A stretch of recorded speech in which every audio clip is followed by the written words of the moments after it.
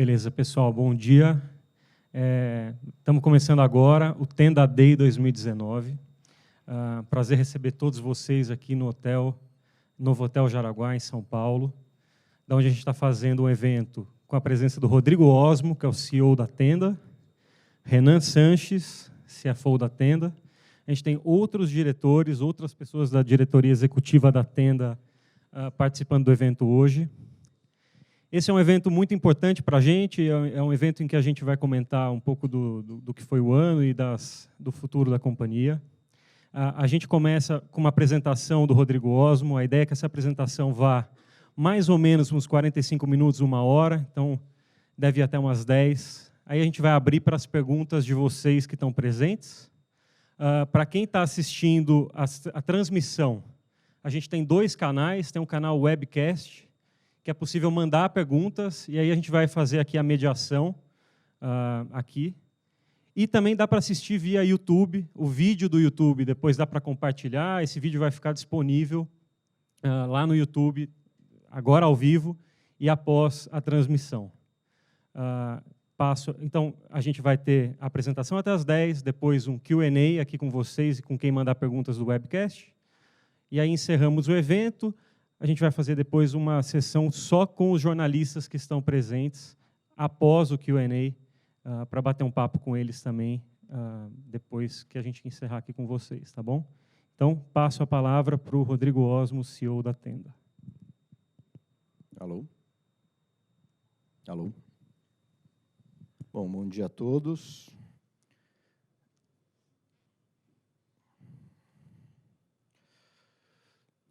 O tema do Tenda Day desse ano é industrialização da construção civil. A gente quer falar sobre a importância da industrialização na história da Tenda até agora e, mais importante ainda, sobre a importância da industrialização para o futuro da Tenda a partir de hoje. Esse Tenda Day, acho que ele marca uma mudança importante no direcionamento estratégico da companhia que tem tudo a ver com a industrialização. Bom, nosso ponto de partida é o problema da moradia. A moradia, no Brasil e no mundo, ela é cheia de fricções.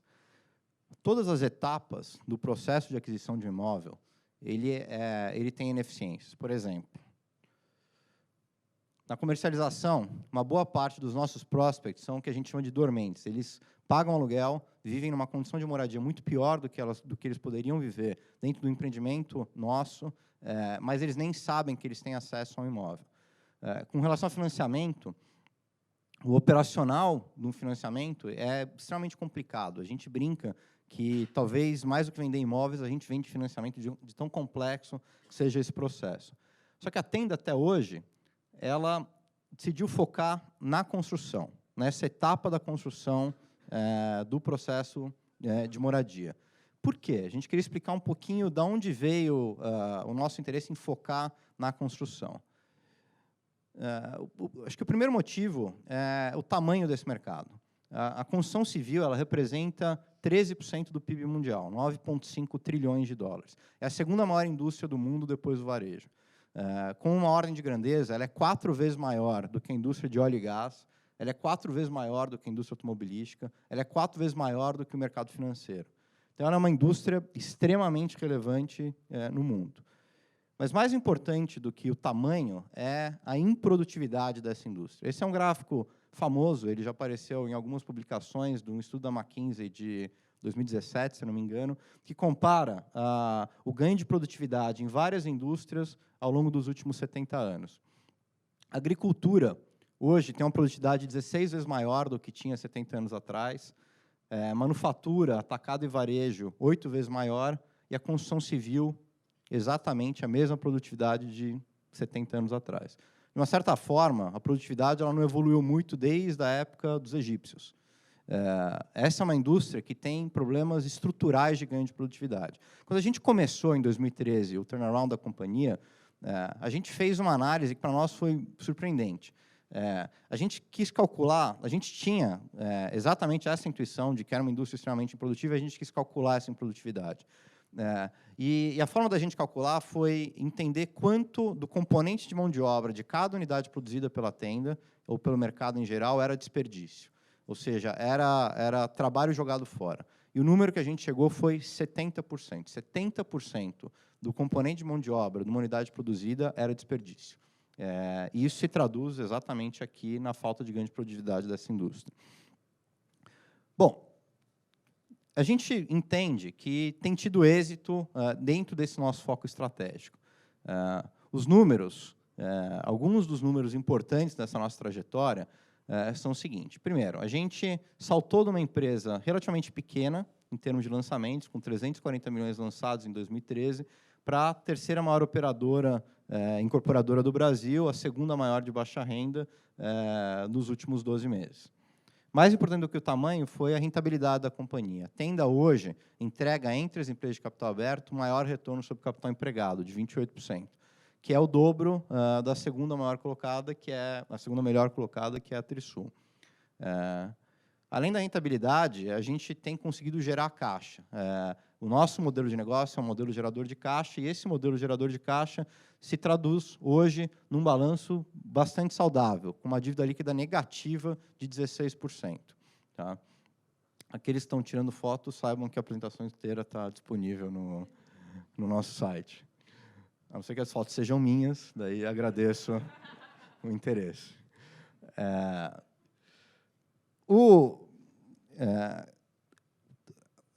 Como é que a gente...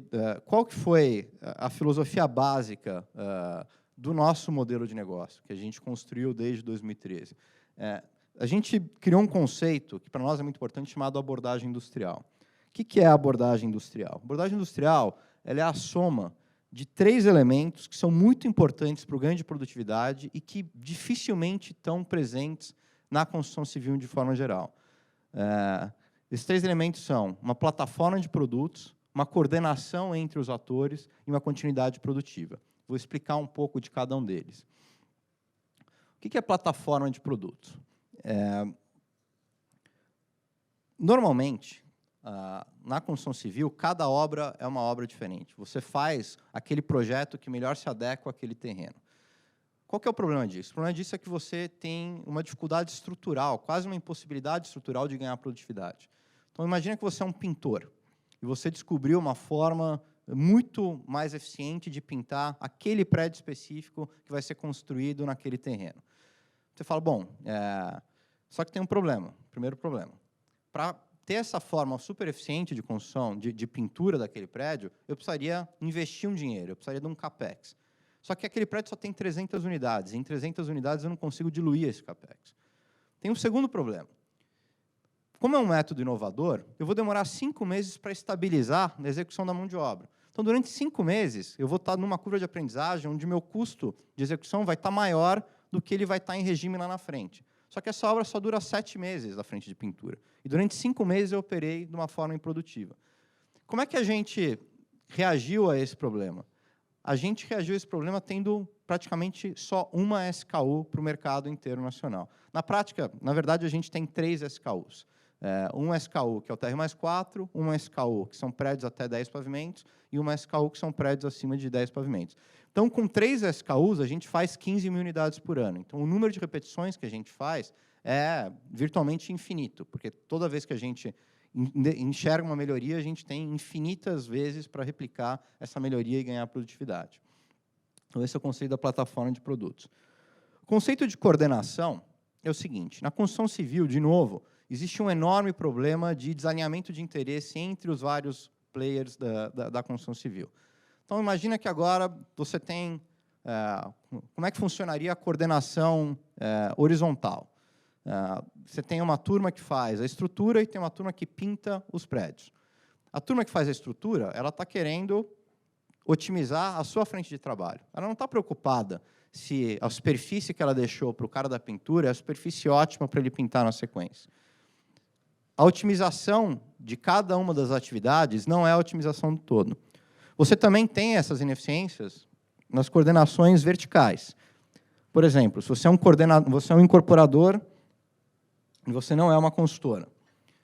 O incorporador quer colocar o melhor memorial descritivo, ele quer o produto que tenha o melhor apelo do ponto de vista do cliente. Ele não está muito preocupado qual que é a vendabilidade, qual que é o custo de construção desse projeto. E o pessoal da obra também não tem essa preocupação. Eles tentam colocar o menor custo possível para depois ir negociando aditivos com o incorporador. Como é que a gente resolveu isso dentro da companhia? A gente fez uma integração total, vertical e horizontal. A Tenda ela é incorporadora, ela é projetista, ela é consultora, ela é empresa de vendas. E dentro da torre, a gente tem praticamente 100% das atividades da torre são executadas pelos nossos funcionários. Então, a gente consegue coordenar as atividades entre eles. Tá? Opa. E, finalmente, a continuidade produtiva. Numa obra tradicional,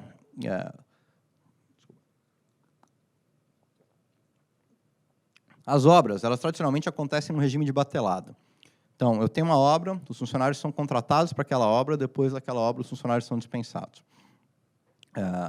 E se eu, incorporador, vou ter 5 obras em São Paulo, essas obras elas não estão coordenadas entre elas. Cada uma delas começa no tempo ótimo para aquela obra, que fala com o ciclo da incorporação, não necessariamente com o ciclo da construção. Qual que é o problema disso?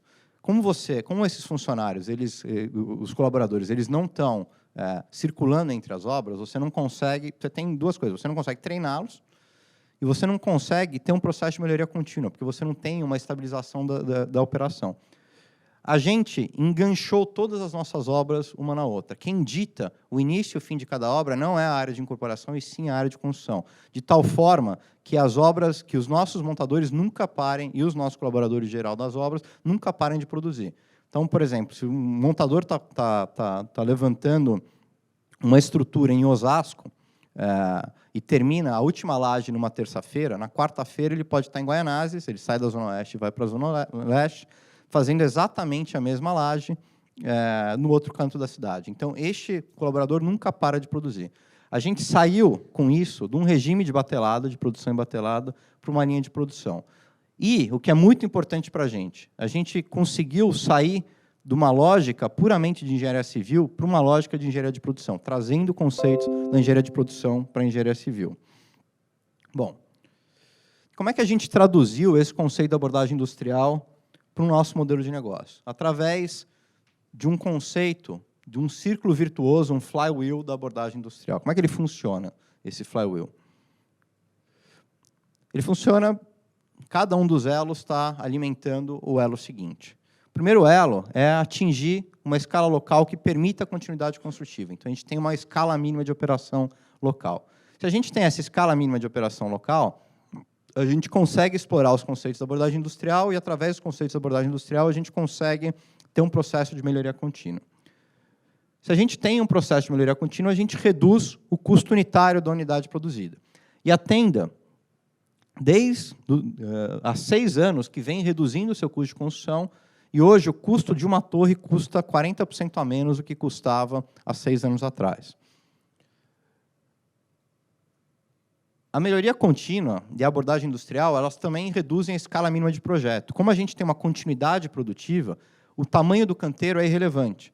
Um canteiro de 400 unidades ou de 100 unidades, numa lógica em que as obras são enganchadas, ele não tem diferença do ponto de vista construtivo para a gente.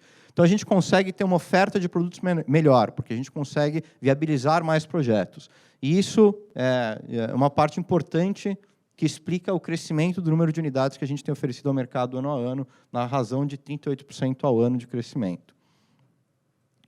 Bom, se a gente tem um menor custo de obra, a gente consegue cobrar um menor preço de vendas. Hoje, o preço de vendas da Tenda ele é médio, ele é substancialmente menor do que dos 2 principais concorrentes de capital aberto no mercado, com R$ 142 mil versus uma média de 160 dos outros 2 concorrentes. E se você tem uma melhor oferta de produto, mais localidades, com um custo menor, é natural que você tenha uma maior velocidade de vendas. E hoje, o VSO da Tenda ele é praticamente o dobro da média dos outros concorrentes nossos do mercado, com 28% de VSO trimestral aqui. E tudo isso retroalimenta, com o maior VSO, a gente consegue ter mais escala, e com isso a gente retroalimenta esse flywheel, fazendo com que ele gire cada vez mais rápido. Tá? O interessante foi que a gente conseguiu extrapolar esse flywheel tanto para alguns novos produtos. Quando a gente olha hoje a oferta de produtos da companhia, 41% está fora do TR+4, que foi o produto original com o qual a gente começou a empresa, o Turnaround em 2013, e conseguimos extrapolar para outras geografias também. A empresa tem crescido à razão de uma nova região por ano desde 2013. Quando a gente tinha 3 regiões, hoje a gente está em 9, e praticamente todos os anos a gente cresceu uma região por ano. Tá? Bom, a gente está num contexto macro que tem provocado muita reflexão em várias empresas. Né? Por um lado, os parâmetros do Minha Casa Minha Vida têm uma tendência de deterioração, em função do balanço da FGTS, em função da medida provisória 889. Por outro lado, o mercado de média e alta renda, que vinha sofrendo muito nos últimos anos, tem tido uma série de ventos a favor, com a lei do distrato, com a redução da taxa de juros, com o maior interesse dos bancos em investimento em ativos alternativos, principalmente imobiliários. Isso tem feito com que muitas empresas tenham se posicionado a favor de diversificar fora do Minha Casa Minha Vida, aumentando seu leque de produtos para contemplar produtos de média e alta renda. No nosso caso, a gente entende o contrário. A gente entende que a gente precisa reafirmar o nosso compromisso com a habitação popular. E a gente queria explicar por que dessa nossa reafirmação com a habitação popular. Tá? Primeiro, e o mais óbvio, com relação à demanda. Bom, demanda de habitação para habitação popular não é um problema. Em termos práticos, a demanda ela é praticamente infinita. Acho que em nenhum momento, mesmo no auge da recessão do Brasil, nenhuma empresa que atuava no Minha Casa Minha Vida teve um problema de demanda. Por que isso? Porque a demografia é óbvia. O Brasil forma, ou vai formar até 2030, algo como 1 milhão de novas famílias com renda até R$4.000, e dessas 1 milhão de famílias, uma parte menor, cerca de 1/3, é atendida pelo Minha Casa Minha Vida. Então, 2/3 não tem uma solução de moradia e faz com que a demanda ela seja muito maior do que a oferta. O problema é a oferta. O problema não é a demanda. E a oferta ela é restrita pelo balanço do FGTS. Então, a oferta é tão grande quanto a capacidade do FGTS hoje em prestar recurso. E o que deve acontecer com o FGTS na nossa visão? Eu acho que o FGTS, a gente acredita que o FGTS vai ter uma descontinuidade muito relevante daqui para frente, que dado a situação do balanço, dado a sua liquidez e principalmente dada a nova medida provisória 889, é muito possível que o montante de subsídios destinados para a habitação popular caiam nos próximos anos. O montante ele vinha na ordem de 9 a 10 bilhões por ano, esse é o orçamento desse ano, inclusive. A gente acredita que esse montante deve cair. Quanto deve cair, a gente não sabe ainda, não tem condições de calcular, mas direcionalmente ele deve cair. Tá? E o que isso quer dizer para a gente? Porque, no primeiro momento, isso parece uma notícia muito ruim, mas, paradoxalmente, a gente entende que isso pode ser uma oportunidade. Mais do que uma ameaça, uma oportunidade. Por que isso? É importante entender um pouco a dinâmica de preços do Minha Casa Minha Vida. Na habitação popular, os competidores eles são price takers, eles não são price makers. Imagina o seguinte, você tem um casal, uma doméstica, são casais de baixa renda, uma doméstica, por exemplo, casada com um frentista. Eles ganham R$2.000 de renda. Digamos que eles consigam financiar dentro do Minha Casa Minha Vida R$100.000. Digamos que eles tenham R$20.000 na conta deles do FGTS. Um casal de um pouco mais de idade tem R$20.000 na sua conta do FGTS. E eles tenham R$20.000 de subsídio hoje do governo. Então, eles têm, num primeiro momento, R$140.000 para comprar um imóvel. Digamos que eu seja um incorporador e eu falo, olha, eu acho que eu conseguiria vender esse imóvel por R$160.000. É o meu custo. Eu tenho um produto bacana, eu acho que eu consigo vender ele por R$160.000. Qual que é o problema para essa família que eu acabei de descrever? Com R$160.000, essa família precisa ter R$20.000 de ato. Na nossa experiência, os nossos consumidores não têm 20 mil reais de ato. Então, esse incorporador que viabilizava o seu projeto a 160 mil reais, ele está fora desse mercado. Tá? O que vai acontecer com a queda no volume de subsídios? A affordability desse comprador vai cair. Digamos agora que o subsídio não é mais 20 mil reais, é 15 mil reais. Então, agora, a conta não fecha mais em 140 mil reais. A conta fecha em 135 mil reais. E menos gente consegue produzir essa unidade a 135 mil reais. Então, a nossa expectativa é que a redução dos subsídios deve, sim, ter algum impacto em margem, mas vai ter um impacto, talvez, muito mais significativo na quantidade de players que conseguem operar de forma rentável nesse segmento. Nosso entendimento é que isso é exatamente o jogo que a gente vem jogando desde lá de trás. Se a gente vir os preços ajustados pela inflação, preço médio de vendas da tenda, desde 2014 até hoje, ele tem caído ano a ano, o preço médio real. E o nosso market share tem subido ano a ano. Nosso entendimento é que o jogo daqui para frente, ele é talvez um jogo um pouco mais acelerado daquele jogo que a gente vinha jogando até agora. Quando a gente olha a distribuição de market share dos players do mercado, o nosso entendimento é que ainda existe muito espaço para a gente ganhar participação. Se a gente pegar os 3 maiores players, MRV, Tenda e Direcional, os 3 juntos têm 17% do mercado. Num mercado onde ganhos de escala são relevantes. Então, onde existe um argumento de que ele deveria ser muito mais concentrado do que, talvez, esses 17%. E mesmo que não haja uma concentração adicional, a própria MRV, que tem um tamanho 3 vezes maior do que a Tenda, já demonstra que é possível existir uma operação 3 vezes maior do que a nossa operação atual. Então, existe espaço para a gente ganhar participação nesse mercado, bastante espaço. Tá? Bom, mas por que, então, a gente continua focado na habitação popular? E eu acho que isso é um statement importante da nosso entendimento estratégico da companhia.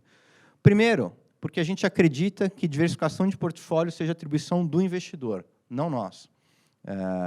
A gente entende que a gente deveria fazer aquilo que maximiza o valor para o investidor naquilo que a gente tenha algum diferencial competitivo. E a gente não deveria diversificar pela diversificação. Segundo, a gente entende que foco, que é o que a gente está se propondo a fazer aqui, reduz a complexidade operacional e permite acelerar ganhos de eficiência. Focar em algo, em um modelo de negócio específico, foi algo que a gente fez desde 2013, e isso foi muito importante para o nosso ganho de produtividade. A gente entende que dispersar esse foco em vários produtos diferentes geraria uma complexidade que impediria esse ganho de produtividade. E o foco permitirá desenvolvermos um diferencial competitivo relevante, nos consolidarmos como lowest cost provider.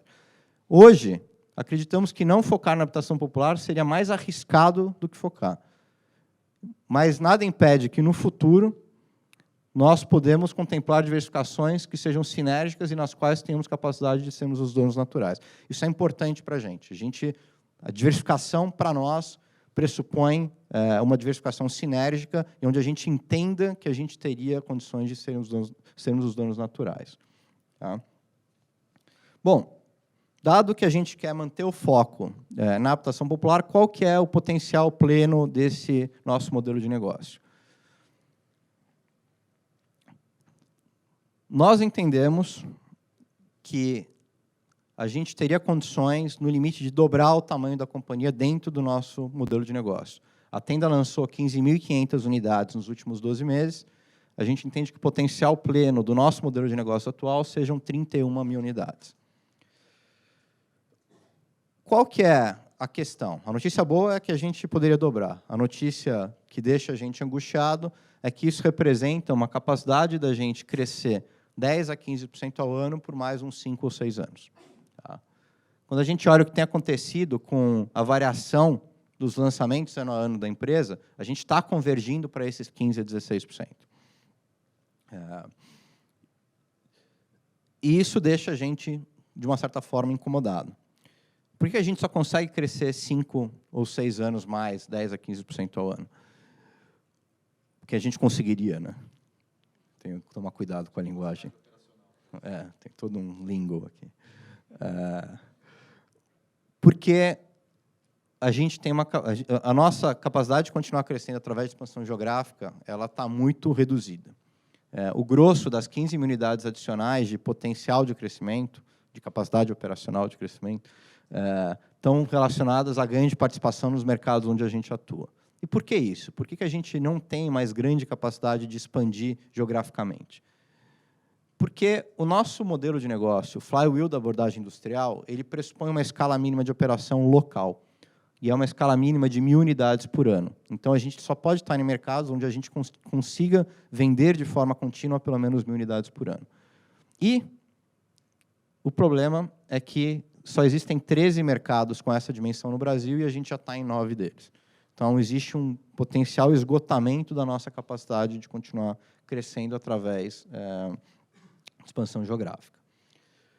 Bom, isso deixa a gente refletindo se não haveria uma forma da gente continuar crescendo. Será que existiria uma nova plataforma de crescimento para a companhia?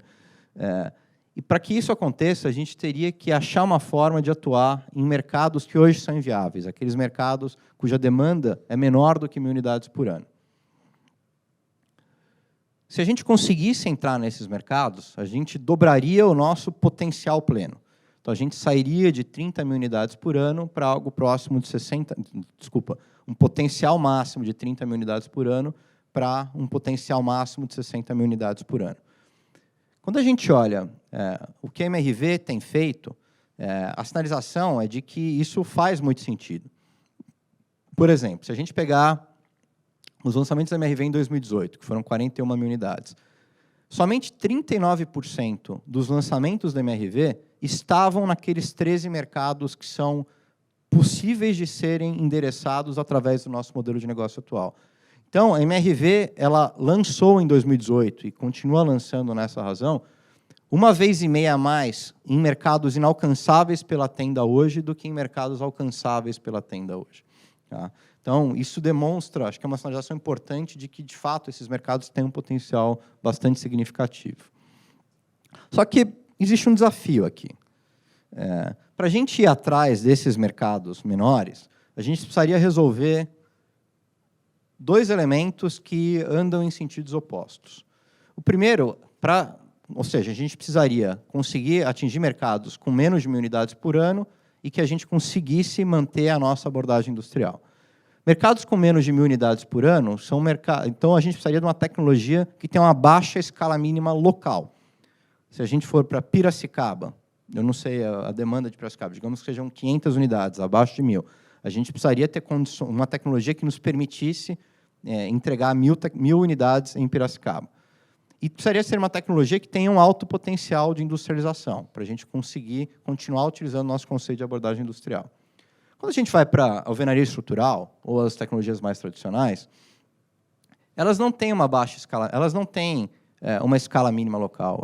Isso é uma fortaleza delas. Uma alvenaria estrutural, você poderia fazer uma obra em Piracicaba de 400 unidades sem nenhum grande problema. O problema da alvenaria estrutural é que é uma tecnologia de baixíssimo potencial de industrialização. Ela é muito manual, ela é quase artesanal. A tecnologia que a gente escolheu atuar até hoje foi a forma de alumínio. A forma de alumínio tem as fortalezas invertidas aqui. Ela é uma tecnologia com um alto potencial de industrialização, mas ela requer uma escala mínima local maior do que 1000 unidades. Então, ela não serviria para atender essas cidades menores. Bom, qual que foi a reflexão que a gente tem feito já há alguns anos dentro da companhia? Para a gente conseguir atingir esses mercados, a gente teria que ir para um off-site construction. Off-site, como o próprio nome diz, é construção fora do canteiro. Literalmente, é uma fábrica de apartamentos. É uma fábrica que produz módulos que são montados no canteiro e finalizados no canteiro. Tá?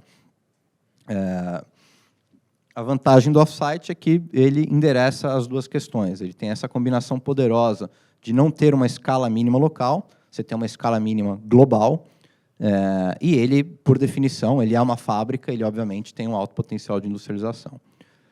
Usando só um exemplo figurativo aqui, Se a gente pegar o estado de Minas, eu tenho que admitir que é o estado mais conveniente para fazer essa comparação, porque é o estado que mais cidades tem fora da região metropolitana. Mas para entender um pouco o potencial. Hoje, a Tenda ela atua no único mercado que tem uma demanda maior do que 1.000 unidades por ano, que é a região metropolitana de BH, que tem uma demanda, nos nossos cálculos, em torno de 1.500 unidades por ano. Essa demanda é para a Tenda, tá? Não é o mercado geral.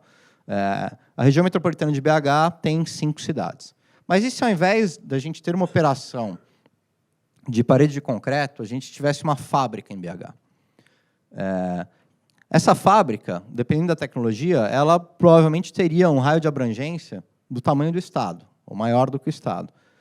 Então, se ela conseguisse atender o Estado inteiro, ela não conseguiria, ela atenderia, ao invés de 5 cidades, 853 cidades. E o mercado sairia de 1.500 unidades por ano para 6.500 unidades por ano. Então, essa fábrica, transportando de caminhão peças que seriam montadas no canteiro, expandiria em 4 vezes o mercado potencial da Tenda no estado de Minas Gerais. Tá? Uma outra vantagem do off-site é que o potencial de redução de custo dele é muito maior do que das tecnologias on-site, que é on-site no canteiro, que é como a Tenda produz hoje. Por que isso? Você está num ambiente fechado e controlado, você não está andando na lama, com intempéries, caindo chuva na sua cabeça. Você consegue operar em 3 turnos, então a diluição de maquinário é muito maior. Você consegue ter automação, o que aumentaria a eficiência e, eventualmente, discussão de conceito de indústria 4.0. Você opera numa escala muito maior, não são 1.000 unidades por equipe, mas podem ser muito mais do que 1.000 unidades dentro de uma fábrica, e quanto maior a escala operacional, maior a quantidade, as oportunidades de otimização, e o que para nós é muito importante, o fato de estar, de fato, numa fábrica, faz com que a gente tenha uma facilidade muito maior para traduzir conceitos da engenharia de produção para a engenharia civil. Tá? Existem uma série de tecnologias off-site já homologadas no Brasil. Pré-moldado de concreto é uma delas, steel frame é outra delas, wood frame é a terceira, e CLT, que é o Cross-Laminated Timber, é uma 4ª tecnologia. Todas elas já estão homologadas no Brasil. Eu acho que, com exceção do CLT, todas elas já têm Datec, inclusive já poderiam ser financiadas pela Caixa, tá? Para a habitação popular. Problema. Nenhuma delas provou economicamente viável até hoje na comparação com a parede de concreto. Então, até agora, a gente está falando de um conceito super interessante que não é viável economicamente. Isso é um problema. Só que a gente acredita, e esse é o grande ato de fé, obviamente super embasado, que a empresa está se dispondo a fazer daqui para frente, que o nosso posicionamento, e essa é a nossa grande hipótese, o nosso posicionamento é único para viabilizar essas tecnologias off-site. Essas 4 tecnologias estão homologadas e estão sendo utilizadas por empresas menores. É muito diferente uma empresa com o tamanho da Tenda entrar nesse mercado. Por exemplo, essas empresas menores, elas não têm a credibilidade dos compradores, dos seus incorporadores, então elas têm um ciclo vicioso de não conseguirem ter uma demanda grande o suficiente para ocupar uma fábrica. Então, elas operam de uma forma ineficiente. A gente, com 15.000 unidades, no limite, se toda a nossa produção fosse para o off-site, não é essa a intenção, mas a gente já nasce numa escala suficiente para ocupar a produção de uma fábrica. Essas empresas menores, elas têm como clientes incorporadores. Cada incorporador tem o seu produto. Não existe uma padronização. E essas empresas não têm poder de mercado para forçar uma tipologia específica. Então, elas não conseguem padronizar produto. A gente tem tipologias padronizadas. Essas empresas, ao irem falar com grandes players internacionais, eles não têm credibilidade, eles não têm balanço. Se você vai falar com um player alemão, com um player americano, dizendo, olha, eu quero trazer tal tecnologia para o Brasil, gostaria de fazer uma parceria estratégica com você, e a tua contraparte é alguém que não parece ter uma alta probabilidade de sucesso, essa conversa não evolui. No nosso caso, evolui. Nós somos a 3ª maior incorporadora do Brasil. Essas empresas, elas começam com investimentos, um seed money, pequenininho. elas precisam comprar o maquinário disponível, que é aquele maquinário longe de ser ótimo, alugando um galpão que tem um layout não excelente para a produtividade, com uma produtividade muito menor do que o que seria a capacidade plena de produção de uma fábrica de ponta. A gente tem balanço para já adquirir de cara uma fábrica de ponta. Essas empresas têm restrição de caixa. As decisões delas são do prato para a boca. Muitas decisões que poderiam fazer sentido no longo prazo, ao se investir 2, 3 anos, elas têm que ser postergadas, porque existe uma dinâmica de sobrevivência de toda startup. A gente tem espaço no nosso balanço para fazer investimentos pensando em retornos de mais longo prazo. Essas empresas elas encontram uma certa desconfiança na Caixa, por exemplo. A Caixa fala, se a tua tecnologia não der certo, quem vai dar manutenção sou eu. Então, existe um nível de escrutínio e de abertura para o desenvolvimento de novas tecnologias diferente do que seria com a gente, que somos o segundo maior parceiro comercial da Caixa. E, finalmente, a gente tem, que para nós é muito importante, essa cultura da abordagem industrial. Esses elementos todos nos levam a crer que a gente, entrando com convicção, com muita energia no off-site, a gente pode, de fato, trazer um conceito que até hoje não se provou viável no Brasil. Tá?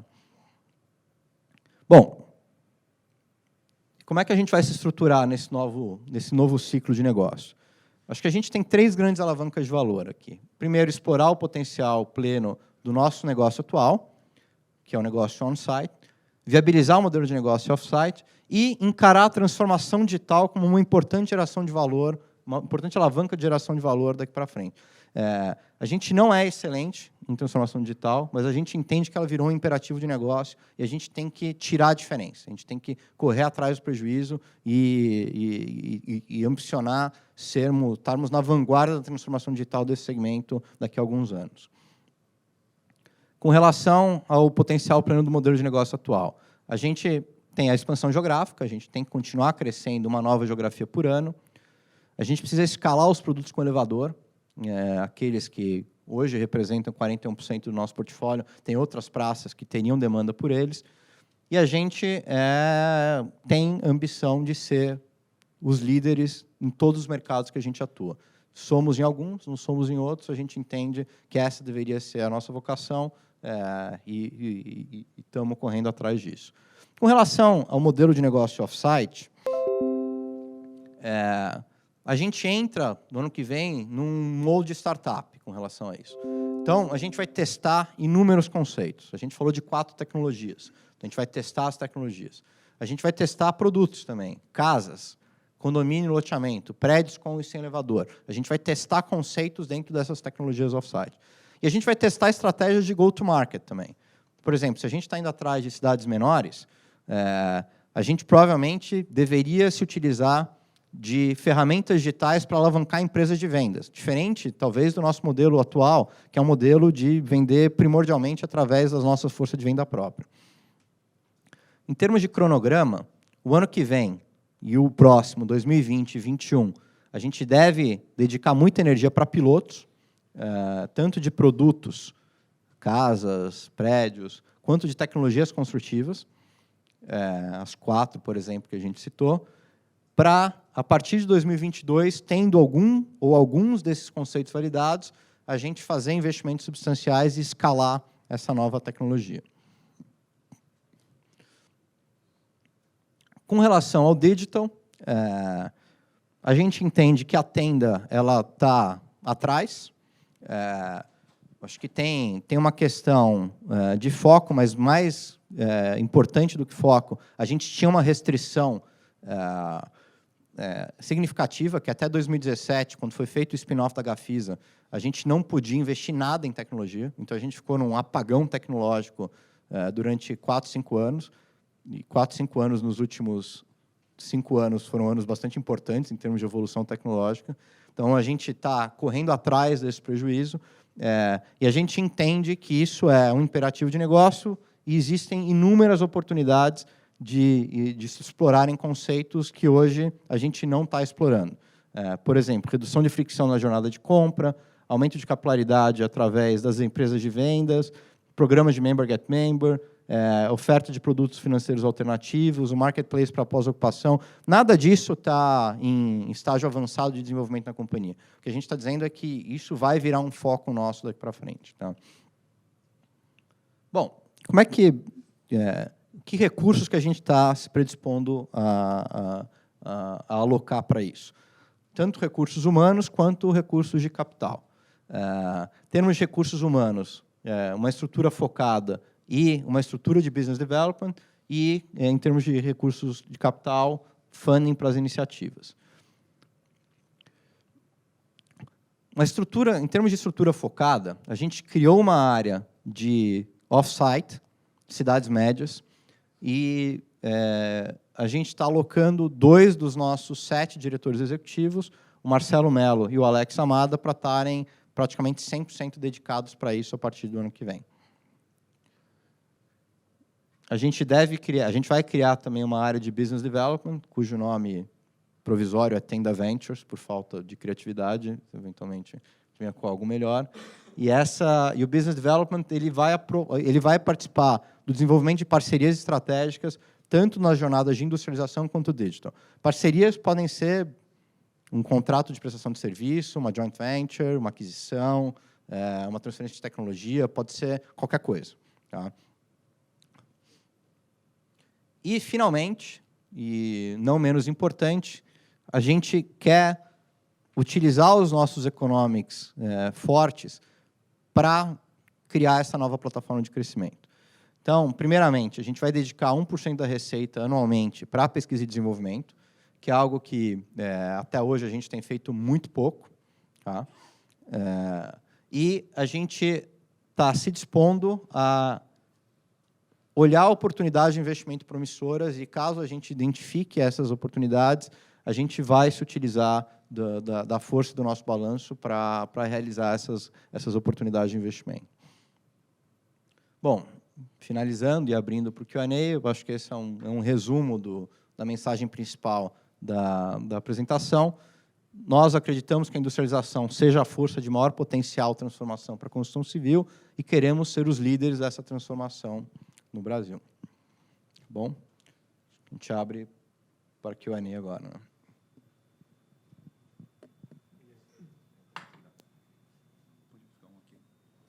Obrigado, Osmo.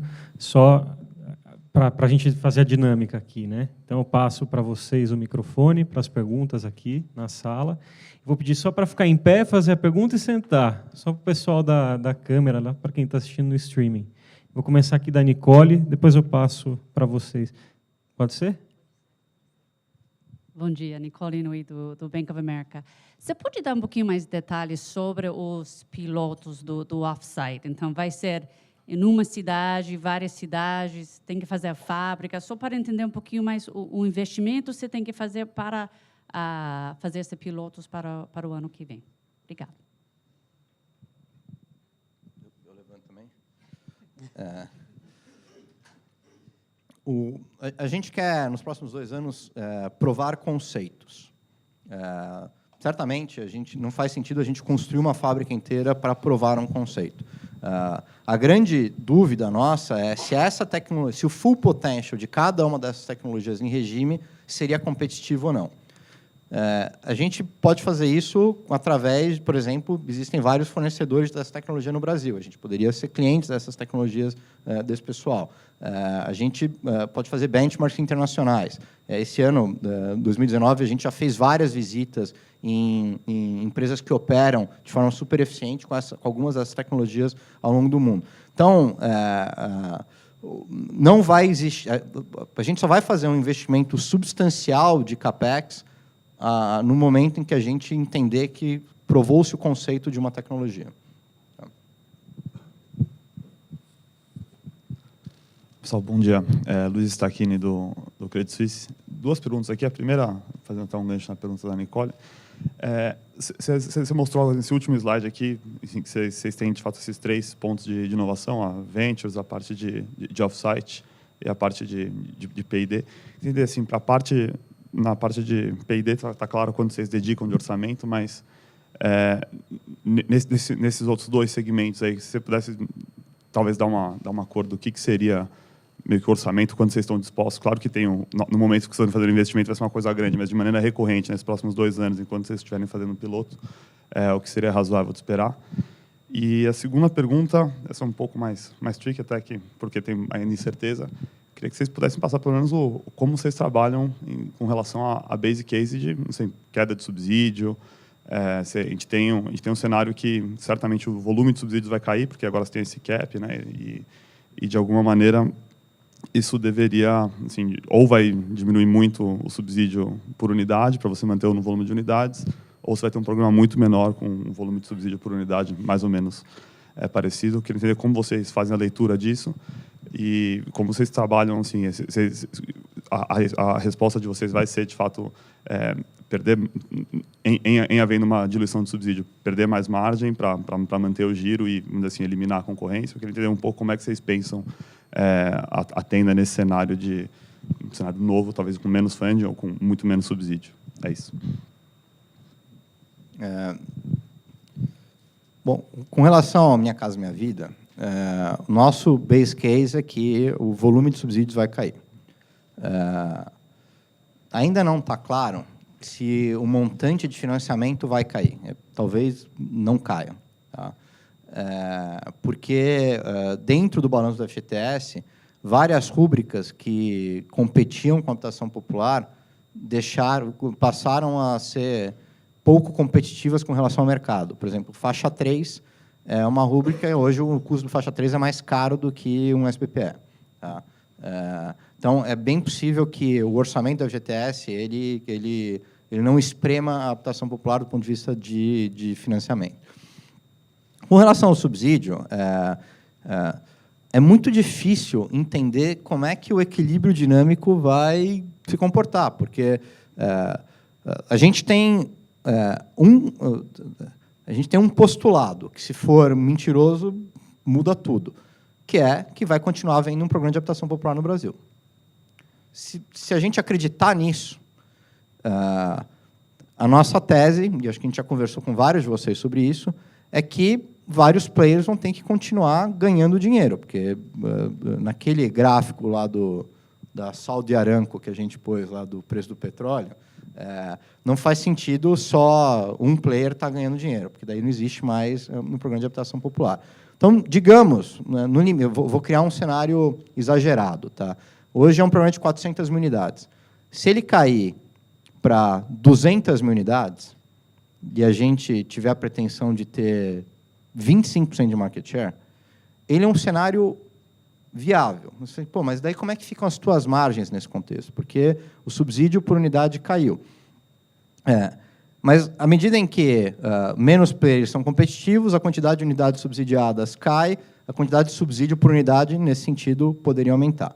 À medida em que menos players estão... Uma coisa que a gente nota, por exemplo, é o seguinte, se você pegar a cidade de São Paulo, tem regiões onde a gente entrou sem nenhuma concorrência no entorno. E daí, a nossa renda média de vendas foi X. E teve regiões onde a gente entrou com bastante concorrência no entorno. A nossa renda média de vendas foi Y, menor do que X. Num contexto de menos concorrência, a gente provavelmente conseguiria atingir, na média, com a mesma velocidade de vendas, um público médio de renda média maior. Então, como é que todos esses equilíbrios se acertam? É muito difícil saber. Com menos concorrência, talvez o nosso custo de selling seja menor. Você fala, bom, mas como é que você modela isso tudo? A gente não tem uma modelagem específica para isso. O que a gente tem é a crença de que um programa de habitação popular vai continuar existindo. Para existir um programa de habitação popular, players têm que ganhar dinheiro. Para players terem que ganhar dinheiro, vários deles vão estar ganhando dinheiro acima do seu custo de capital. Se a gente for o player mais eficiente do mercado, e essa é a nossa ambição estratégica, a gente vai ter um retorno maior do que esse último player que está ganhando dinheiro. Então, você fala assim, pô, mas teu return on equity vai cair para 11%? Eu falo, muito improvável, porque se a gente, de fato, for o player mais eficiente do mercado, se a nossa rentabilidade for 11%, quer dizer que o resto do mercado não opera mais. Então, o que a gente entende é que inúmeros equilíbrios vão ter que acontecer, e quaisquer que sejam eles, ser o player de menor custo de execução vai trazer a gente para ser um player de uma rentabilidade interessante. Tá? Tua pergunta sobre o investimento nos próximos 2 anos. Vai depender demais. A gente não vai, pegando aqui um gancho na resposta para a Nicole, a gente não vai fazer um investimento gigantesco em CAPEX como piloto. A gente vai fazer vários investimentos pequenos em pilotos e vamos fazer um CAPEX no momento que a gente tiver a convicção de que essa é uma tecnologia de altíssimo potencial.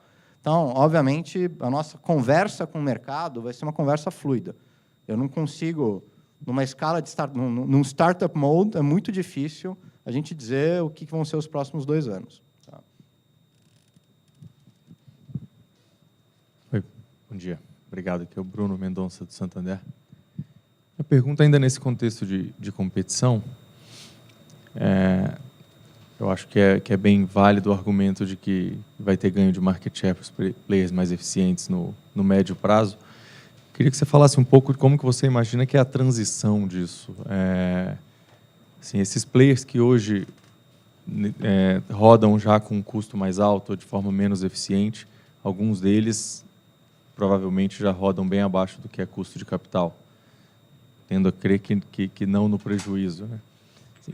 Quanto tempo você acha que vai demorar para esses players perceberem que eles não cabem mais no mercado nesse cenário de subsídio mais baixo? Assim, você acha que vai ser uma decisão racional? Não sei, acabou o subsídio, 2020 é mais ou menos, 2021 vai ser bem mais baixo, então eu vou parar agora? Você acha que esses players não eficientes vão continuar aí incomodando pelo menos por mais um ciclo, vão ter que ter prejuízo efetivamente por mais um ciclo?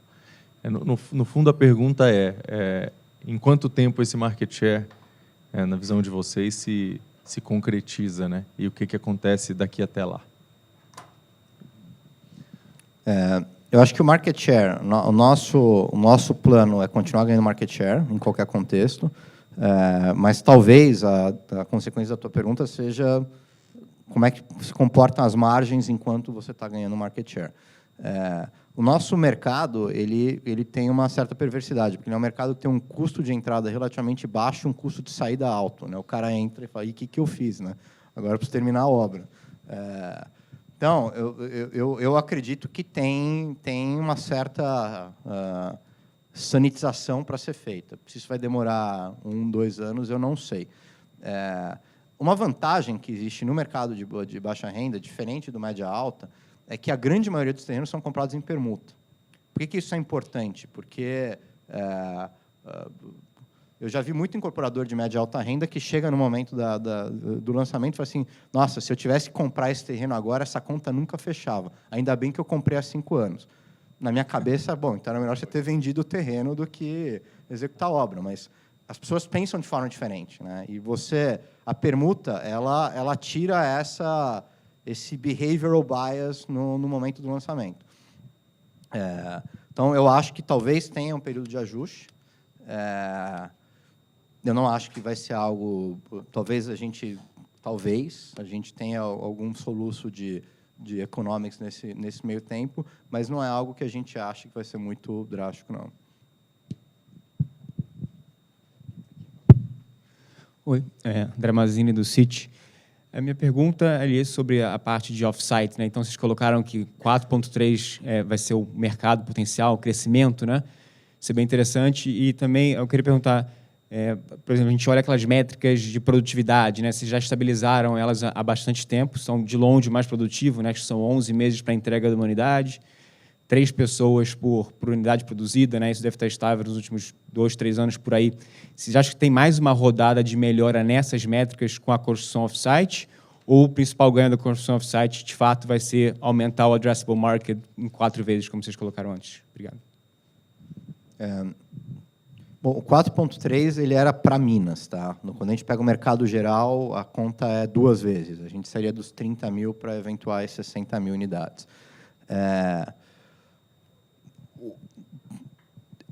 É questionável se o off-site construction ele consegue substituir, em termos de custo, a parede de concreto nos mercados maiores. A gente não tem essa convicção ainda. O nosso call aqui é que nos mercados menores ela é muito superior. Então, é difícil você comparar, porque a gente estaria comparando edificações em localidades diferentes. É possível que o off-site, no limite, ele consiga ter um custo de produção até menor do que a parede de concreto? É possível. Aquelas tecnologias todas, elas estão homologadas para o TR+4. Várias delas não estão homologadas para empreendimentos maiores. Então, é bem possível que daqui a 2 anos a gente comece a testar o inverso, né? Trazer conceitos das cidades menores para as cidades maiores para a gente testar se isso seria rentável ou não. É difícil dizer se vai se provar economicamente viável. A gente não sabe ainda. Complementando sua pergunta sobre os prédios, a gente hoje vê uma curva de estabilização já no custo atual nos empreendimentos de TR+4. A gente vem há muito tempo mastigando isso e ganhando eficiência, mas a gente está no início dos ciclos para os prédios com elevador. A gente começou a entregar esses prédios no ano passado, então a gente está com muito aprendizado ainda nisso. Nossa visão é que a gente está longe do custo ideal. Então, ao passo que o TR+4 já chegou numa curva em que o ganho marginal é bem baixo, os prédios com elevador ainda têm algum espaço para a gente melhorar a produtividade. Beleza. Antes só de passar o microfone, lembrar que no site de RI da Tenda, que é o ri.tenda.com, a gente tem uma página de Tenda Day, lá tem a apresentação, vai estar o vídeo também aqui. Então, para quem quiser a apresentação, aproveitando o comentário do Osmo, já está disponível o PDF lá no site. Então, vamos continuar a rodada de perguntas aqui. Bom dia, pessoal. Alex, do BBA. Tenho 2 perguntas, Osmo. A primeira talvez seja um problema para frente, né? Mas no modelo off-site, principalmente quando você pega esses outros mercados, a VSO tende a ser mais baixa, né? E assim, a Tenda é uma empresa que você entrega esse ROCE porque você tem um giro do ativo muito rápido, um giro de estoque baixo.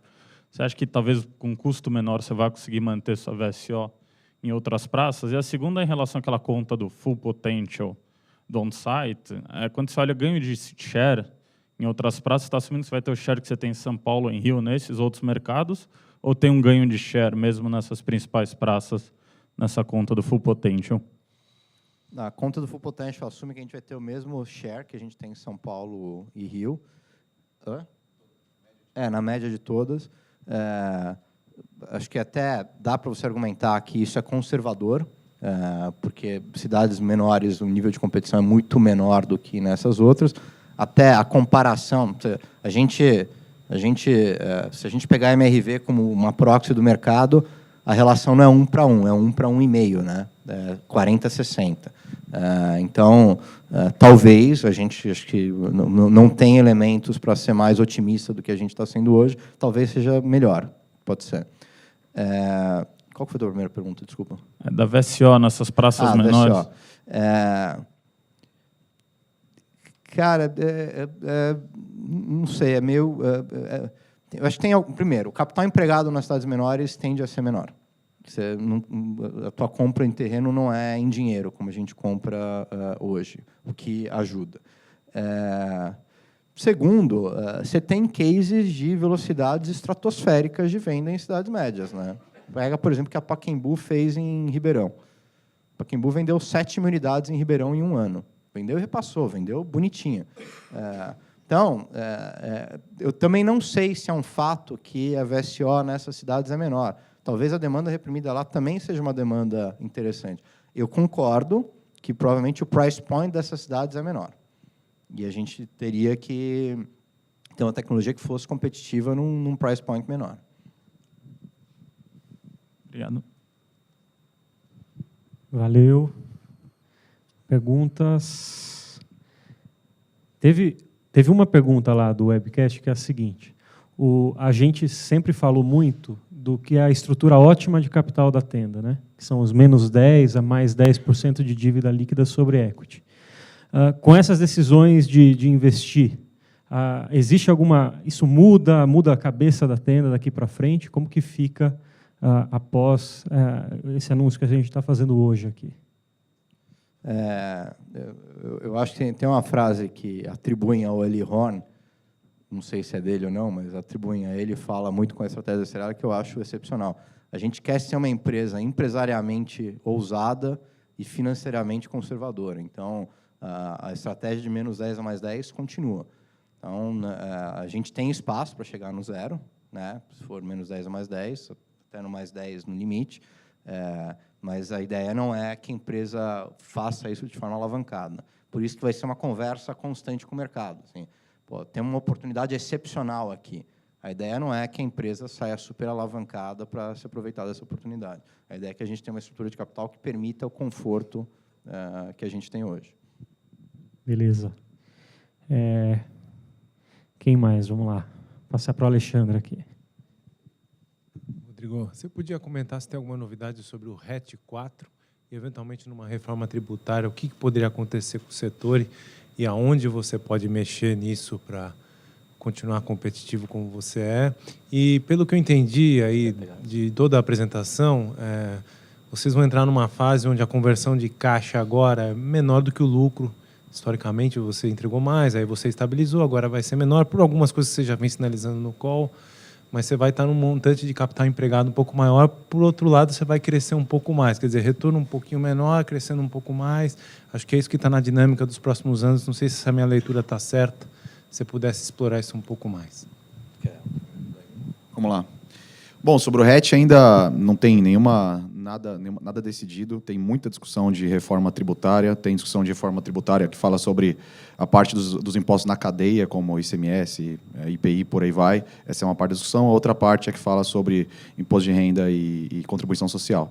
Mas até agora a gente não tem nada definido nesse assunto. A Abrainc é bastante atuante nesse tipo de coisa, assim como a gente é atuante para discutir subsídio FGTS, a gente também tem sido muito atuante para discutir sobre os impostos na cadeia de construção no Brasil, mas não tem nada de novo. De maneira geral, se houver um impacto, ele também é um impacto para o setor como um todo, né? Então, a gente entende, em sendo lowest cost provider, em sendo mais rentável, também existiria uma redução de competição caso haja impacto nesse sentido, mas esse não é nosso cenário base. A segunda pergunta é sobre o giro de capital versus margem, né? É isso.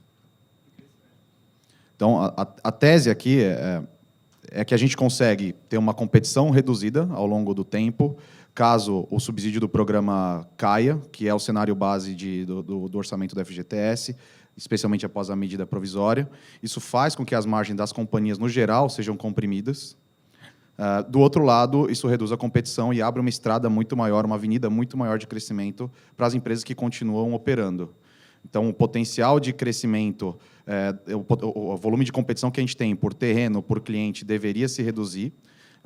E, enquanto isso, as margens deveriam, sim, convergir para um patamar inferior ao atual. Então, a gente está vendo esses movimentos acontecendo coordenados juntos ao longo do tempo. Vamos lá. Desculpa se repetir a mesma coisa, tá? Vocês falaram o seguinte, de 15 mil unidades atual para 30 mil unidades, é esgotar o full potential do modelo atual, que eu entendi. Ou seja, se não for implantado off-site construction, você consegue dobrar o modelo crescendo 10%, 15% ao ano, é isso? Isso. Ou seja, se você implantar isso e tiver sucesso, o que acontece? O potencial de crescimento ele aumenta ou a velocidade do crescimento que muda? O potencial de crescimento aumenta. Vamos ver se eu consigo chegar lá. Mas a gente chegaria... O potencial muda para 60 mil. Espera aí. A apresentação está longa, hein? Aqui, ó. Aí.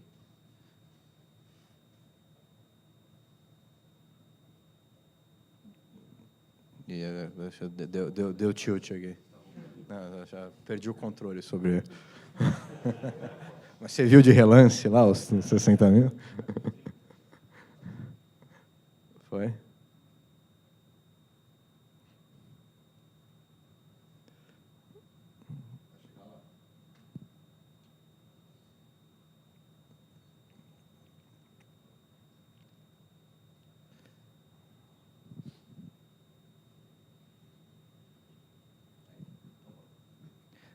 Isso aqui. Esse é o nosso full potential no modelo atual. A gente entende que existe mais um full potential de tenda se a gente conseguir entrar em cidades menores. Não dá para afirmar ainda, não dá para afirmar que o percentual de crescimento ao ano, a nossa capacidade operacional de crescer anualmente cresce para além de 10% a 15% ao ano. A gente está entrando em uma escala piloto que se tudo der certo, daqui a 2 anos a gente começa a provar o conceito e aí a gente começa a ver algum reflexo disso. Então, é muito cedo para dizer que o percentual de crescimento aumenta ano a ano. O que a gente consegue dizer é que a estrada é mais longa agora. A gente talvez cresça por muito mais tempo do que a gente estava desenhando originalmente. Uhum. Boa. Mais perguntas, gente? Espera aí. Rodrigo, vocês estão comprando terreno ou vocês estão esperando essa alteração do FGTS para ser mais agressivos na compra de terreno, esperar o que vai se alterar? A gente está comprando terreno. A velocidade de preço de venda de terreno, ela não necessariamente conversa direto com mudança de parâmetro. Então, se os parâmetros piorarem, para os parâmetros de terreno melhorarem para a gente, leva um tempo. A gente continua comprando terreno. Só complementando também, a gente compra terreno desde há muito tempo. A gente nunca comprou terreno assumindo faixa 1,5. Então, a gente já tem esse conservadorismo no modelo que está se provando acertado, né? A gente acredita que, para frente, o faixa 1,5, como ele consome um valor muito alto de subsídio por unidade, ele tem uma chance de ser descontinuado. Então, a gente já sempre teve esse modelo de compra. A gente assume que só existe faixa 2, e aí, em existindo faixa 1,5, na hora de lançar, como o produto é exatamente igual, a gente aplica o faixa 1,5. Então, o modelo ele já tá acertado para isso, e aí novas mudanças na curva de subsídio a gente vai considerar, mas a gente não colocou o pé no freio em função disso, até porque o terreno ele demora muito tempo para ser ajustado. Uma vez que se ajusta o programa, eu não consigo começar a comprar no dia seguinte com preços menores. E na nossa visão, a continuidade do negócio, como a gente mostrou aqui no Flywheel, ela é muito importante. Então, a gente continua comprando num ritmo acelerado. Vamos lá, mais uma pergunta aqui. Só para entender um pouco, vamos dizer, do que tem de orçamento para esses pilotos, vocês já têm um land bank, provavelmente vai ser bem pequeno, mas assim, algumas praças definidas onde vocês vão estar fazendo esses pilotos, e provavelmente vocês vão estar nessas praças operando de uma forma subótima do ponto de vista comercial, né? E também provavelmente com uma margem bem estreita, porque vocês vão estar terceirizando, vamos dizer, a compra dos materiais, né? Se vocês puderem só dizer assim, o que pode estar impactando, vamos dizer, as margens de vocês nos próximos 2 anos e o quanto é que o CAPEX poderia ser? Bom, falando em 2020, por enquanto, 2021 é muito longe, né? Nosso mercado tem ciclos muito curtos, né? Como você sabe disso. A gente não deve ter, a gente deve ter pilotos. Esses pilotos talvez tenham margens negativas, não é nem margens baixas, mas eles não vão ter materialidade dentro do balanço da companhia. Não é algo que fala, bom, das 15 mil unidades que vocês lançaram, vão lançar 3 mil ano que vem em piloto. Não é nada disso. A gente quer provar conceitos e a gente não precisa ter uma escala gigantesca para conseguir provar conceitos. Então, pode machucar um pouquinho, mas não é algo que vai ser material. O que é material é 1% de pesquisa e desenvolvimento e, eventualmente, investimentos que certamente vão ser públicos quando a gente fizer, se a gente for nesse sentido. O consumo mais visível disso em 2020 é o próprio G&A. São as pessoas que estão sendo alocadas lá, que é esse investimento que a gente está fazendo antecipadamente. Na margem bruta, não imaginamos que seja nada representativo. Eu acho que esse ponto é importante, né? Acho que a gente vinha, ao longo de 7 anos, em reduções sucessivas de G&A. A gente não vai continuar com isso, porque a gente entende que a gente precisa agora criar musculatura para as várias plataformas de crescimento. A gente falou do off-site, a gente falou do digital, a gente entende que a gente precisa investir em alavanca de geração de valor. E, num primeiro momento, isso pode se traduzir numa relação de G&A um pouco pior do que a gente vinha operando até agora. Rodrigo, ficou bem claro que a estratégia da companhia é continuar atuando no Minha Casa Minha Vida. Eu estou pensando assim, parece que o que vocês estão tentando encontrar é uma saída para crescimento, dado o cenário de subsídio e e redução do subsídio, tanto do FGTS quanto da União para frente. Mas eu estou pensando o seguinte, se você pegasse o seu produto, colocasse num terreno em Pirituba, por exemplo, ali perto do NASB, o que a MRV faz, você não conseguiria fazer alguma coisa no faixa 3 ou a faixa 4 virtual? Por que não tentar essa saída que você usa o mesmo método construtivo e talvez tenha um mercado em grandes capitais para atuar? Aonde essa conta assim, não fecha? Seu produto não conversa com... Então, a gente tem terreno em Pirituba, do lado do MASB, só que a gente vai para o faixa 2. O nosso posicionamento de mercado é ser o player do faixa 2. Para entrar no faixa 3, nossa avaliação até hoje é que a Tenda teria poucos diferenciais competitivos e ela adicionaria uma complexidade de execução razoável. A gente teria que ter um memorial descritivo muito mais sofisticado do que a gente tem hoje. A gente teria que ter uma estratégia de marketing diferente da estratégia que a gente tem hoje. E isso tudo, para operar, a gente precisaria ter a convicção de que a gente conseguiria operar acima de 1.000 unidades por ano, o que não é óbvio que a gente conseguiria. Você tem operar acima de 1.000 unidades no faixa 3 de forma contínua, você tem poucos mercados, isso poderia existir em São Paulo e mais nenhum outro mercado. E se você olhar ao longo dos últimos anos, nem todos os anos as maiores incorporadoras tiveram essa produtividade. Então, a gente pensa em plataformas. Assim, o faixa 3 pode ser uma diversificação legal para São Paulo de forma oportunística, mas ela não é uma plataforma de geração de valor de longo prazo para a empresa na forma como a gente vê hoje. Tá? Não quer dizer que daqui a alguns anos a gente não revisite isso com todas as competências que a gente desenvolveu daqui até lá. Tá? Não te convenci. Que a saída é interessante, mas ela é bem complexa, né? E você falou do memorial descritivo, você tem que mudar o produto, me parece algo talvez menos complexo do que vocês estão fazendo e que você escolher esses 3 capitais ali para atuar te daria algum crescimento por alguns anos. Né? Quantos players têm exatamente essa abordagem? Vários. Sim, a gente não vai fazer diversificação por diversificação. A gente vai fazer diversificação para segmentos onde a gente entenda que a gente possa ser os donos naturais desse segmento. Eu acho que esse é um entrave hoje para a gente entrar no faixa 3. Cara, se a gente entrar no faixa 3 e tiver uma excelente execução, talvez a gente vai ser mais um. No faixa 3, o custo de obra ele é muito menos relevante do que outros custos para o preço final. Ele é um mercado muito mais competitivo, onde a atratividade da marca, a percepção de marca é uma percepção, tem uma importância e a nossa marca talvez seja percebida como uma marca muito popular. Vários talvezes. Aqui, essa estratégia que a gente está se predispondo a fazer, ela talvez tenha um maior risco, mas se ela se materializar, ela certamente tem um valor muito maior, porque daí a gente virou um player muito diferenciado naquilo que a gente está fazendo, do que a gente ser mais um dentro do faixa 3. Deixa eu só complementar aqui. Quando a gente estuda a demanda teórica de cada região, que é como a gente opera no nosso negócio, pensou no off-site, e também pensa, quando a gente olha o faixa 3, tem só 2 estados do Brasil que têm uma demanda teórica de pelo menos 1.000 unidades por ano, que é São Paulo e Rio. Na prática, cidades da região metropolitana. Na prática, o Rio não tem essa demanda, e São Paulo tem, mas é um mercado muito pulverizado. Quando você olha o tamanho do mercado, abaixo de R$4.000 ou acima de R$4.000, o mercado abaixo de R$4.000 é muito maior. Então, a gente está falando aqui de um negócio oportunístico que poderia funcionar em São Paulo, que já é um tamanho menor do que a gente opera hoje, com muito mais players. Ou seja, é uma pizza menor que eu vou ter um pedaço menor.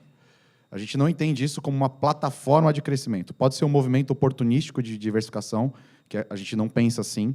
Não quer dizer que a gente não conseguiria ganhar dinheiro lá, mas a gente não vai ganhar mais dinheiro que os outros, a gente não vai ser o dono natural. E pensando em crescimento sustentável de longo prazo, a gente não estaria construindo nada ao fazer isso. Aqui a gente está falando de um negócio de 30.000 unidades. É muito maior do que uma diversificação eventual para um faixa 3. E aí o risco de execução do faixa 3, dado esses contrapontos que o Rodrigo colocou, para a gente não são desprezíveis. O mercado é menor, com muito mais gente, e a gente não tem as competências para ter vantagem competitiva ali. Tem um risco de não execução aqui. Aqui também tem, mas aqui a gente acredita que tem vantagem competitiva, além de ser muito maior. Então, nesse trade-off, a gente vê aqui o potencial de geração de valor de longo prazo bem maior do que no faixa 3. Possivelmente, faixa 3, em 1 ou 2 anos, me daria mais dinheiro do que isso aqui, com certeza. Mas pensando em 10 anos, 20 anos, que é como a gente pensa a companhia, isso aqui é muito mais rico na nossa visão. Não são. Essa é a lógica o foco é um negócio muito relevante no negócio. Um negócio relevante no negócio é bem interessante, né?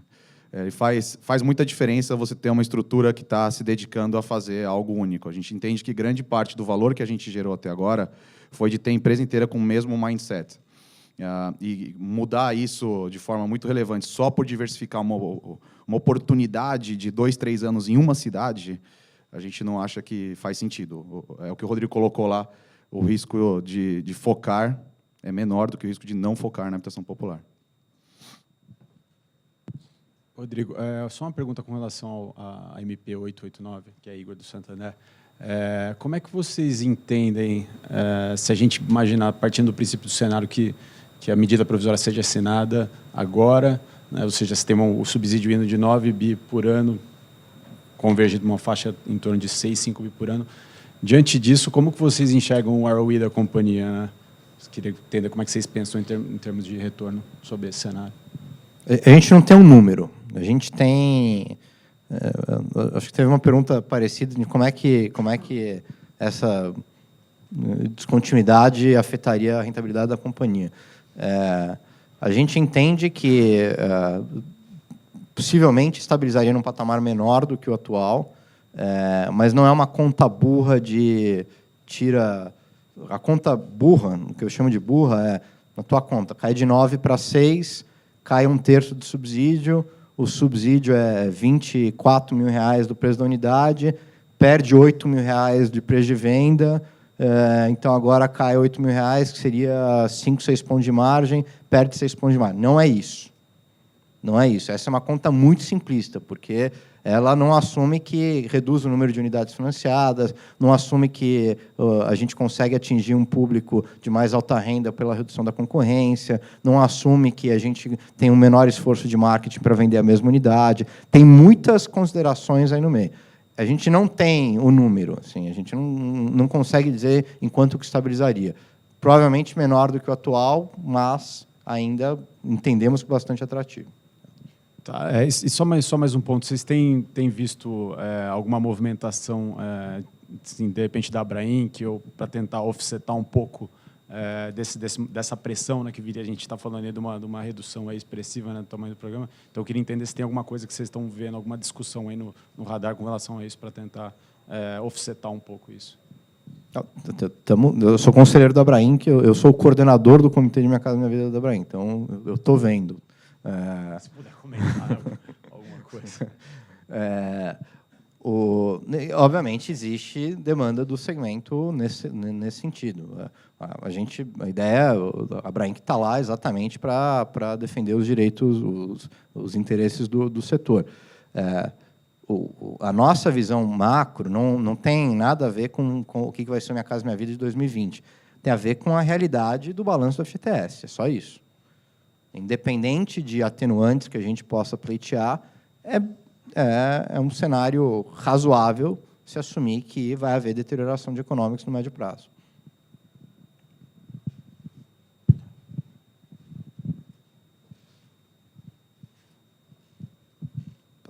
Bem, Daniel da Velt. Só para explorar com você, Osmo, vocês estão falando de algumas mudanças de objetivo da empresa, alguns desafios novos, né? Como é que muda a parte de alinhamento, metas para frente, a parte de compensation também, se tem alguma mudança importante nesse novo contexto? Uma parte muito relevante do compensation da diretoria, a maior parte é incentivo de longo prazo, né? Então, para nós sempre foi muito importante que os sócios da empresa pensassem como sócios da empresa. A gente não tem discussão de alterações significativas no ILP ou na estrutura de compensation, porque lá, quando a gente mudou ela há 2 anos, ela já foi pensada para que os executivos pensassem nos incentivos de longo prazo. Então, por exemplo, a minha compensation, mais 50% é em stock option, por exemplo. Tá? E dos diretores é na ordem de 35%, 40%. se somar fora salário base mais curto prazo, o longo prazo é 35%, 40%. É bem significativo. No aspecto do bônus de longo prazo, que é o bônus anual, esse sim tem metas específicas, cada diretor tem as metas principais da empresa, mais algumas próprias. Esse ano e no ano anterior, alguns diretores já tinham metas desse projeto, das evoluções que a gente está apresentando até aqui, e naturalmente essas metas vão fazer certamente parte do hall de metas dele, de cada vez de forma mais representativa. Mas dá para ter clareza do que podem ser essas metas ligadas à inovação mesmo? Tem algum objetivo mais claro para ser colocado nos próximos 2 anos, por exemplo? Ou ainda não, ainda é cedo para pensar em metas um pouco mais específicas? Eu não acho que ainda é cedo, mas a gente ainda não pensou. A gente provavelmente vai entrar nessa discussão, dentro do ciclo dessas discussões ainda da empresa, o primeiro trimestre é onde a gente tem essas conversas, e a gente deve ter essas conversas. Tá? Alguma coisa dentro de diretorias específicas vai existir, sim. Tá?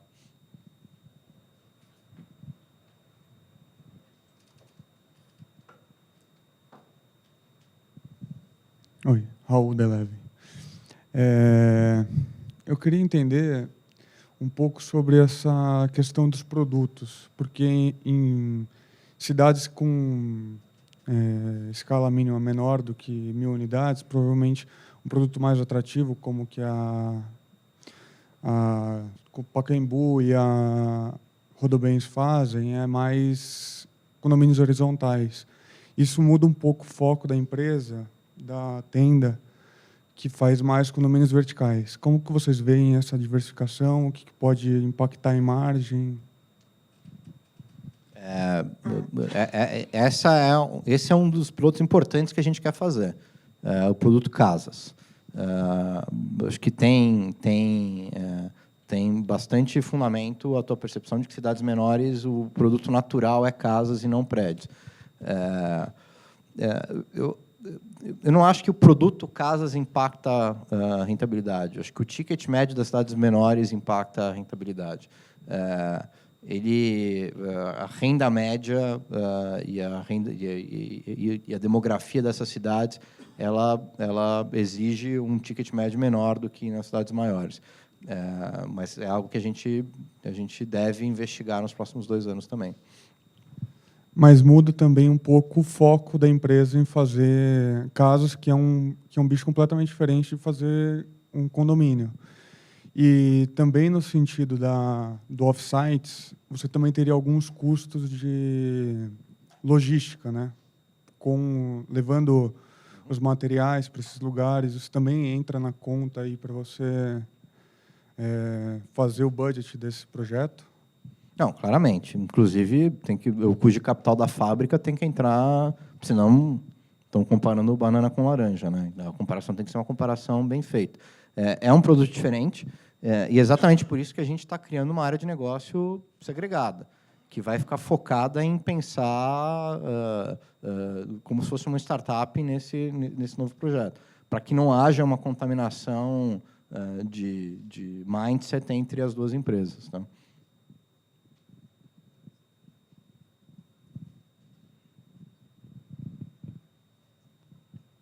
Mais alguma pergunta, gente? Vamos lá.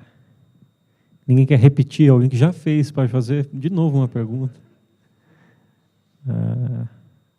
Mais alguém? Eu dou-lhe uma, hein? Dou-lhe uma. Dou-lhe 2. Vai lá, deu. Data limite para Minha Casa Minha Vida 2020. Dá para falar se até dezembro sai alguma coisa? Esse negócio pode se atrasar até março e tal. Data limite para divulgação de...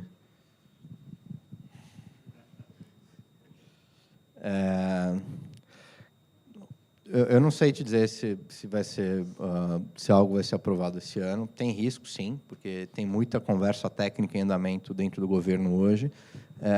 Se nada for aprovado, o plano do ano, o Minha Casa Minha Vida, ano que vem, nasce da mesma forma que ele está hoje. Então, a gente teria o programa continuando até que haja uma nova aprovação. Então, eu não acho que o risco de disrupção seja muito grande.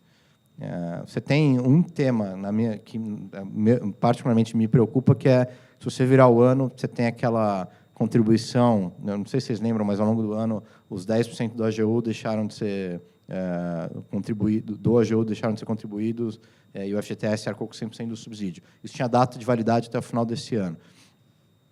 Eu acho, não tenho certeza, que se virar o ano, isso deixa de existir, e daí hoje eu teria que fazer a suplementação, e eu acho que ela não tem orçamento para isso. Então, mas daí possivelmente teria que ter alguma portaria voltando para o status que a gente está hoje. Tá? Mas tem o risco de até o final do ano não ter um novo programa aprovado, não. Osmo, acho que como última pergunta, tua apresentação passou muito por como que a gente chegou até aqui. Acho que tem uma fase, um turnaround da Tenda, lá de 2013, quando lança o modelo de negócios atual, até agora. E agora vem uma fase em que a gente tem que consolidar o modelo atual, mas também cria uma oportunidade de negócios nova. A gente tem no vídeo também o pessoal da Tenda que está acompanhando essa apresentação. Tem algum recado que você queira passar para o time Tenda? E aí a gente fecha aqui. Depois, quando for 11 horas, a gente abre para conversa com os jornalistas. Mas passar um recado para quem está lá do time da Tenda sobre esse momento da companhia. Bom, tem uma oportunidade para burro, né? Acho que a gente... acho primeiro, parabéns para o time, porque o turnaround da companhia não era algo que estava fadado ao sucesso há 6 anos atrás. E eu acho que o time fez um trabalho excepcional. E eu acho que a qualidade da execução daquilo que foi feito até agora credenciou a Tenda a ter sonhos mais ambiciosos.